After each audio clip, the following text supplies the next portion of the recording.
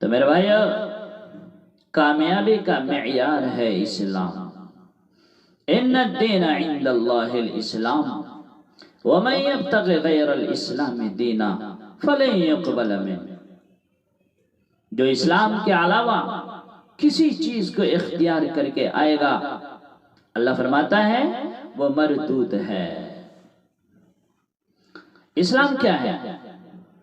جو میرے نبی کی لائی ہوئی مبارک زندگی ہے۔ یا ابا سفیان جئتکم بکرامت الدنیا والآخرہ۔ تو میرے نبی کا دین اور میرے اللہ کا اتارا ہوا اسلام مختصر دو حدیثوں سے، ایک کلمہ نماز، روزہ، حج، زکات، دوسرا اچھے اخلاق۔ پھر آپ سے پوچھا گیا یا رسول اللہ مل اسلام، اسلام کیا ہے؟ تو آپ نے فرمایا میٹھا بول اور کھانا کھلانا۔ پہلے کیا کہا تھا؟ کلمہ نماز، روزہ، حج، زکات اور اچھے اخلاق، اور اب کیا کہہ رہے ہیں؟ میٹھا بول اور کھانا کھلانا۔ پھر پوچھا یا رسول اللہ مل ایمان، ایمان کیا ہے؟ تو آپ نے فرمایا الصبر والسماحہ، صبر کرنا، برداشت کرنا، نہیں میں بدلہ لے کے رہوں گا، یہ اعلیٰ تصویر نہیں ہے۔ اعلیٰ تصویر ہے برداشت کرنا۔ آپ نے کر کے دکھایا۔ 21 برس مکے والوں نے جو قتل کے منصوبے بناتے رہے، جب آپ نے مکہ فتح کیا تو ایک بول میں آپ نے کہا جاؤ میں نے سب کو معاف کیا، جاؤ میں نے سب کو معاف کیا۔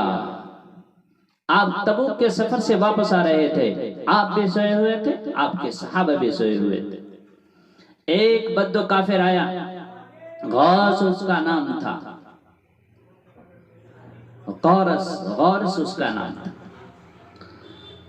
تو اس نے آپ کی تلوار اٹھائی اور آپ ہی کی پسلی میں اس نے یوں لگا دی۔ آپ اٹھ کے بیٹھ گئے، یوں تلوار کھینچے ہوئے، محمد تجھے کون بچائے گا؟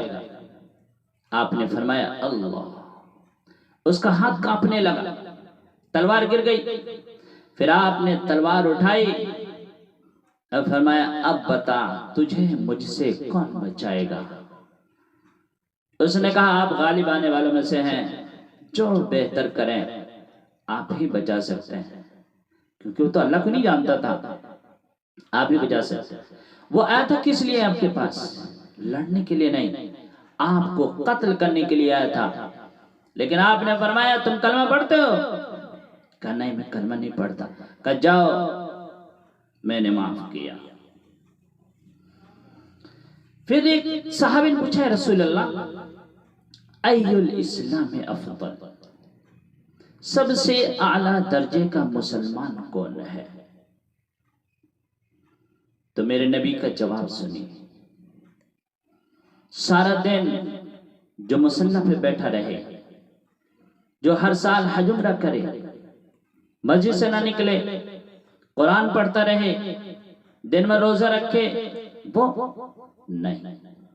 فرمایا من سلم المسلمون من لسانہ و یدہ،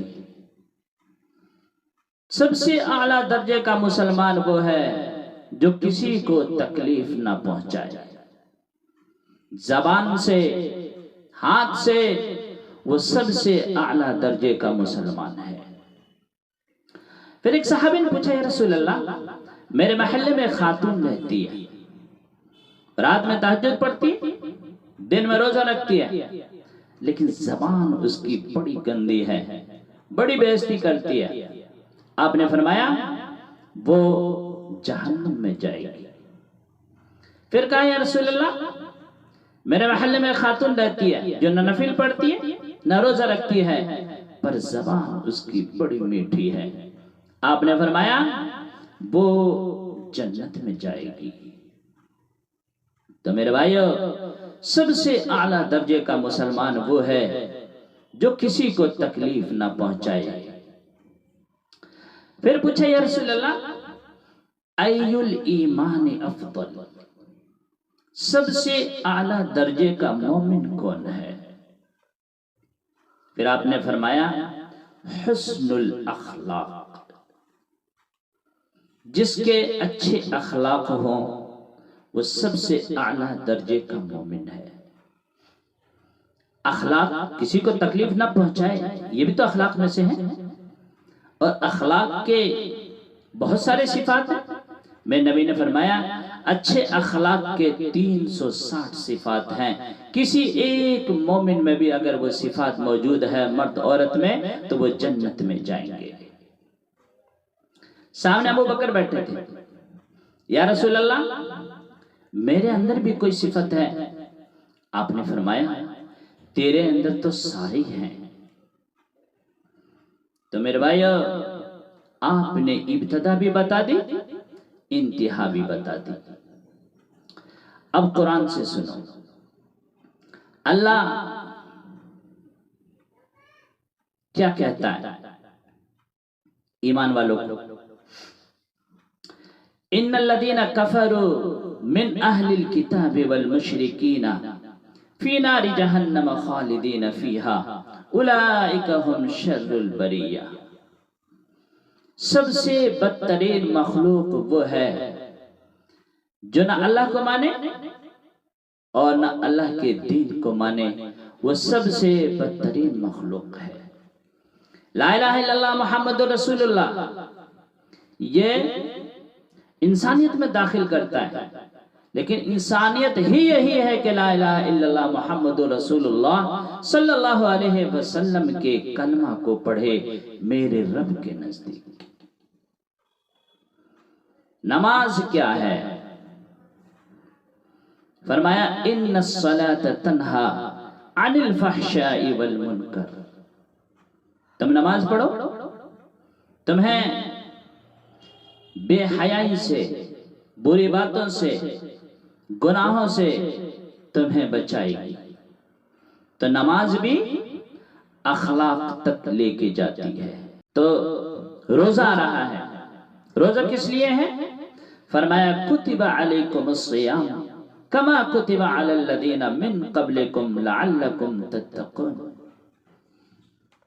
تم پر روزے فرض کیے گئے جیسے پہلے والوں پر روزے فرض کیے گئے تھے، تاکہ تم تقوی والے بن جاؤ۔ تقوی والے کون ہیں؟ فرمایا وسارعوا الی مغفرۃ من ربکم وجنۃ عرضها السماوات والارض اعدت للمتقین۔ میرے بندو دوڑو جنت کی طرف جو تقوی والے کے لیے ہیں۔ متقی کون ہے؟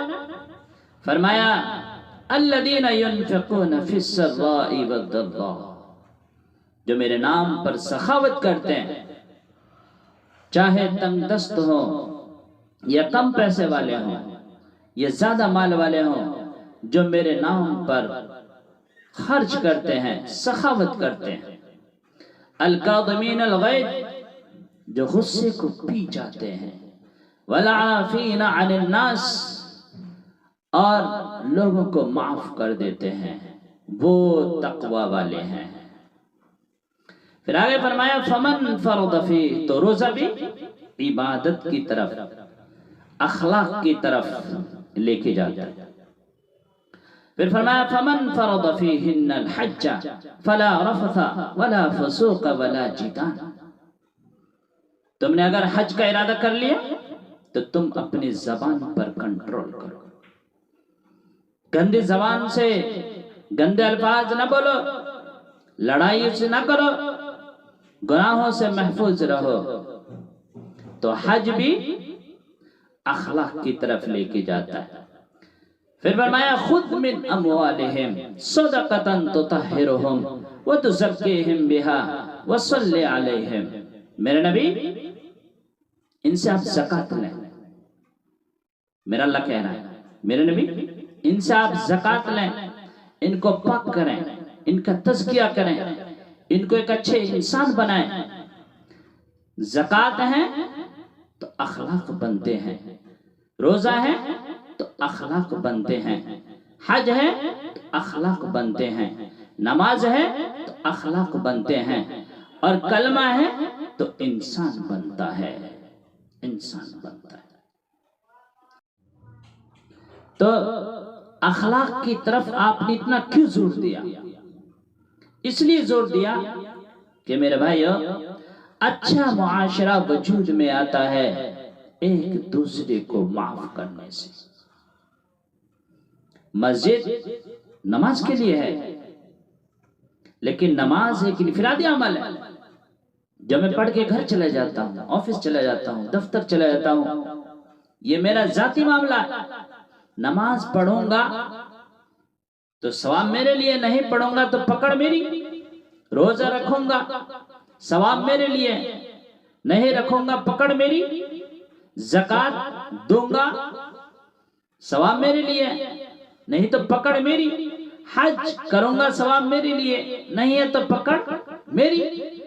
لیکن جو معاشرے میں میری بد اخلاقی ہے اور